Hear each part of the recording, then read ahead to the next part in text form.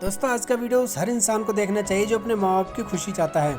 एक छोटे भाई ने अपनी माँ के साथ ऐसा किया कि आप कभी सोच भी नहीं सकते, और बड़े भाई ने तो ऐसा कर दिया कि आप कल्पना भी नहीं कर सकते। तो वीडियो को सरल से जरूर देखिएगा। तो एक माँ अपने बच्चों की सलामती के लिए मंदिर जाती है और बोली, हे भगवान जी, मैंने पूरी जिंदगी आपकी सेवा की है और मैंने आज तक कुछ नहीं मांगा, लेकिन मैं आज अपने इन दोनों छोटे बच्चों के लिए कुछ मांगना चाहती हूँ। मैं चाहती हूँ कि ये दोनों पढ़ लिख कर बड़े हो जाएं और अपना अच्छा कहीं रोजगार करने लगें। और मुझे इस बूढ़ी माँ के लिए क्या चाहिए, मैं उम्मीद करती हूँ कि मेरी मुराद जरूर सुनी जाएगी। हे भगवान, मुझे आप आशीर्वाद दीजिए। अब कुछ देर बाद मंदिर से हनुमान जी प्रकट होते हैं और उस माँ को आशीर्वाद देते हैं, और कुछ देर बाद अंतर ध्यान हो जाते हैं और माँ अपने बच्चों को लेकर घर आ जाती है।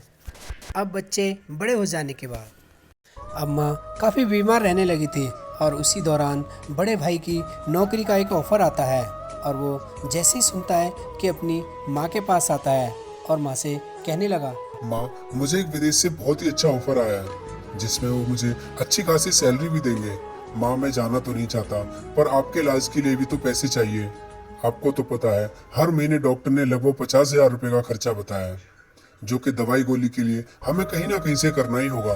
मैं चाहता हूँ आप जल्दी से ठीक हो जाएं, इसलिए मुझे विदेश जाना होगा और मैं लगातार फ़ोन करता रहूँगा, और आपकी कैसी तबीयत है मैं उसकी लगातार खबर लूँगा। और छोटे भाई, मैं आपके खाते में हर महीने 50,000 रुपये डालूंगा, और माँ का अच्छे से ध्यान रखना, और फिर भी कम पड़े तो मुझे ज़रूर बताना। अब माँ और छोटा भाई दोनों उदास हो जाते हैं, क्योंकि वो नहीं चाहते थे कि वो उन्हें छोड़कर विदेश जाए, और वो भी ये तक नहीं मालूम था कि अब वो न जाने कब लौटेंगे। लेकिन क्या करें, घर के हालात ही कुछ ऐसे थे कि उन्हें भेजना ही पड़ा। अब छोटा भाई माँ को अस्पताल लेकर जाता है और उनका वहाँ कुछ दिन तक लगातार इलाज कराता है। अब धीरे धीरे छोटे भाई की पैसे देखकर नीयत बदलने लगी थी। तभी वो सोचने लगा, मेरे खाते में हर महीने भाई के द्वारा 50,000 रुपए से भी ज्यादा आते हैं। अगर ये पैसे मैं सारे के सारे अपने ऊपर खर्च करूं तो मेरी तो मौज हो जाएगी। माँ का क्या है, आज नहीं तो 4 दिन बाद उन्हें तो मरना ही है। फिर मैं क्यों सारे पैसे इतने खर्च करूं, और भाई को कौन सा पता चलेगा, वो तो विदेश में है ना। मुझे कुछ ना कुछ सोचना ही होगा जिससे कि मैं सारे के सारे पैसे हजम कर सकूं और भाई को और माँ को पता भी ना चले। और छोटा भाई माँ से कहने लगा, माँ, आपको ऐसे हालत में देखकर मुझे बहुत दुख होता है। आज मैं अपने एक दोस्त के पास गया, उसने मुझे बताया कि पास में ही मंदिर है। कहते हैं कि वहाँ जाने से हर परेशानी दूर हो जाती है। मैंने सोचा क्यों ना माँ मैं आपको वहीं लेकर चलूं, जिससे कि सारी तकलीफ दूर। और माँ बोली, ठीक है बेटा, जैसा तुम कहो। मैं तुम्हें परेशान तो नहीं करना चाहती, लेकिन क्या करूँ, मेरी तकलीफ ही कुछ ऐसी है।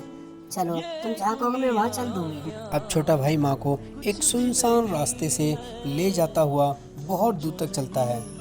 सुबह से शाम, शाम से सुबह हो जाती है। माँ उससे बीच बीच में पूछती भी है कि बेटा अभी कितना दूर है। वो कहता बस माँ आने ही वाला है। और चलते चलते एक जंगल में चले जाते हैं। वहाँ एक बहुत ही पुराना मंदिर बना हुआ था, और दोनों थक कर बैठ जाते हैं। और काफ़ी लंबा सफ़र करने के बाद माँ को अब नींद आ जाती है, और अब छोटा भाई सोचने लगा, हे भगवान, ये तो बहुत ही अच्छा मौका दिया मुझे। यहाँ कोई है भी नहीं और माँ भी सो गई। इससे अच्छा मौका मुझे कहीं नहीं मिल सकता माँ को यहाँ पर छोड़ के भागने का। और वो ये सोचकर माँ को वहीं छोड़कर भाग जाता है। और जैसे माँ की आँख खुलती है, वो इधर उधर देखती है कि उसे उसका बेटा नज़र नहीं आ रहा था।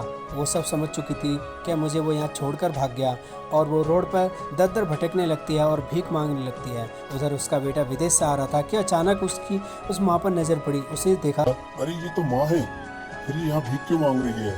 मुझे चलकर देखना चाहिए, ये माँ ही है या फिर मेरा बहन है, कोई और ये माँ है या फिर कोई और है। इसका पता लगाने के लिए वो माँ के पास दौड़ा दौड़ा आया, और जैसे ही माँ के पास आया, माँ अपने बेटे को देखकर बिलक बिलक के रोने लगी, और अपने छोटे बेटे की सारी करतूतें बड़े बेटे को बता देती है। बड़ा बेटा बड़ा दुखी होता है और माँ को वहीं से विदेश के लिए लेकर चला जाता है। दोस्तों, अगर कुछ लोग बुरे हैं तो वहाँ अच्छे भी रहते हैं। आशा करता हूँ आपको वीडियो ज़रूर पसंद आया होगा। दोस्तों, पसंद आया तो वीडियो को ज़्यादा से ज़्यादा शेयर करें, ताकि कोई भी बच्चा अपने माँ बाप के साथ ऐसा करने से पहले 1000 बार सोचे। तो चलिए मिलते हैं किसी अगली वीडियो। चैनल पर नहीं तो प्लीज़ चैनल को लाइक से सब्सक्राइब जरूर करें, कमेंट जरूर करें। भगवान आपके परिवार को हमेशा खुश रखे, मैं ऐसी कामना करता हूँ। जय हिंद, वंदे मातरम।